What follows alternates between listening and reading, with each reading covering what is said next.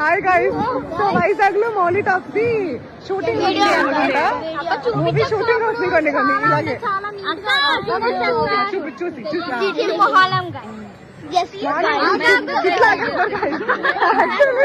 Actually point ఏంటంటే అందరం ఫోటోకి వెళ్ళాం. మాకు తప్ప మాకు మాత్రం ఫోటో